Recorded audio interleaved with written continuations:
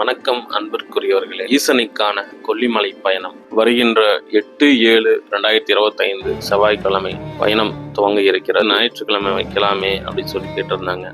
ஆனா அன்று பிரதோஷ நாள், சிவனுக்கான ஒரு நாள். கொல்லிமலை சுத்தி 247 கிலோமீட்டர் சரௌண்டிங் உள்ள 18 சித்தர்கள் வாழ்ந்த பூஜை செய்த இடங்கள் 18 இடத்துல இருக்கு. அதுல 2 இடம் மட்டும் நம்ம பார்க்க போறோம். அந்த ஒரு நாள் தன்னை மறந்து இந்த பயணம் கொஞ்சம் வித்தியாசமா இருக்கும். செல்லென்று மூலிகையான காற்று சுவாசமும் காட்சியும் இந்த அழகான இயற்கை எழில் சுவாசிப்போம்.